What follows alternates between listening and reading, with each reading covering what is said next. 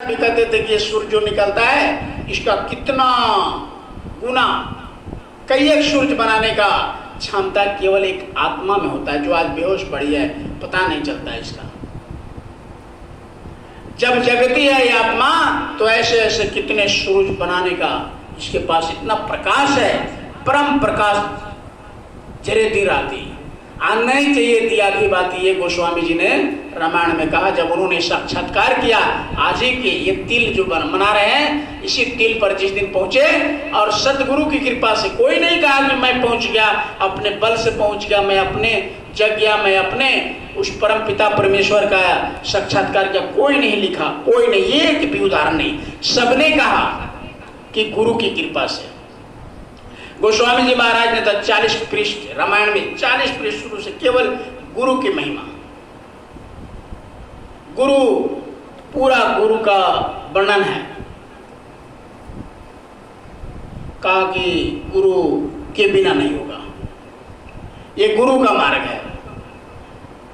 जिनको मिल गया गुरु और जिन पर कृपा देई, अभी सुने आपने, जिन पर गुरु ने कृपा कर दिया बस उसका काम बन गया। तो वही प्यार से समझाते हैं कि तुम कौन हो, तुम सतपुरवासी हो और सतपुरुष के अंश हो। अब आगे कहते हैं कि तुम कैसे चलोगी, कैसे वहां पहुंचोगी। तुम तो पता हो गया तुमको कि तुम यहाँ के रहने वाले नहीं हो, ये जो बैल में बकरी में कीड़े में घूम रही हो, यहाँ के तुम वासी नहीं हो, सतपुरवासी हो, आप पुरुष के अंश हो, वो मालिक जो है उसी का तुम अंश हो। अब वहां चलो, तो कैसे चलोगे?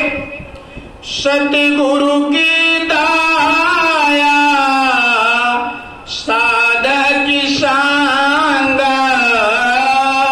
सतगुरु की दाया साधक की संग।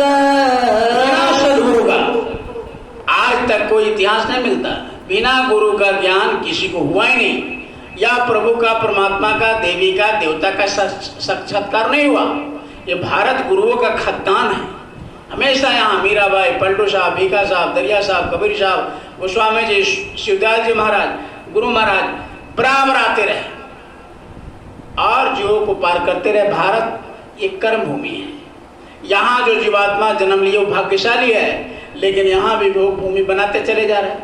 आज देखो, यही आज तीज मनाएंगे, कपड़ा होश में आओ, होश में आकर के ये भारत को भारत रहने दो, भारत को भोग भूमि बनाओगे तो बड़ा, यानी परमात्मा को, क्योंकि यहीं पर ईश्वर पैदा लेते, यहीं पर अवतारी शक्ति आते, इसी धराधाम पर। अब यहाँ तुम औरत होकर के और भेष तुम गलत बना रहे हो तो ज्यादा दिन नहीं चलेगा, क्योंकि भारत के प्राकृतिक, भारत के जो संस्कृति है उसको अगर बिगाड़ेंगे तो कहा कि जब जब हुई धर्म की हानि, तुम हानि करोगे इसके, तो जब जब हुए धर्म की हानि, बाड़े असुर महाभिमानी, अपने को बड़ा अभिमानी, अहंकारी, विद्वान, पढ़े लिखे, धनवान समझोगे तो तब तब धरि मनुष्य शरीरा, तब तब मैं मनुष्य धारण करूंगा और मेरे बनाए हुए व्यवस्था को जब बिगाड़ोगे तो मैं तब तब धरु मनुष्य शरीरा, ना से रो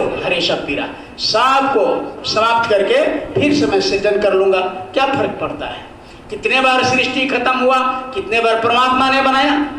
इसलिए हाथ जोड़ करके विनती प्रार्थना किया, सब लोग व्रत कर रहे हैं, सिस्टम में रहिए, संस्कृति में रहिए। व्रत करने का मतलब क्या है?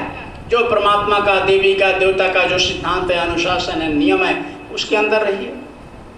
आप याद करिए, तब वो भगवान खुश होगा, तब वो देवता खुश होगा, तब वो परमात्मा खुश होंगे, तभी देवी देवता आपका आशीर्वाद देंगे। लेकिन हम लोग उसको मनोरंजन में बदलेंगे, केवल पढ़ने ओढ़ने में, वो भी अपने हिसाब से पढ़ना शुरू कर दिया, एकदम ठोक करके मुहर लगा दिया कि अगर तुम उस मालिक के घर चलना है तो कैसे चलोगे। क्या चीज चाहिए? दो चीज चाहिए, दो चीज, मात्र दो। अगर दो चीज को मिल गया वही माले माल हो गया। ये दो चीज नहीं मिले वो कंगाल है, चाहे तुम्हारे पास कुछ भी रहे। वो तो क्या है? सतगुरु की दाया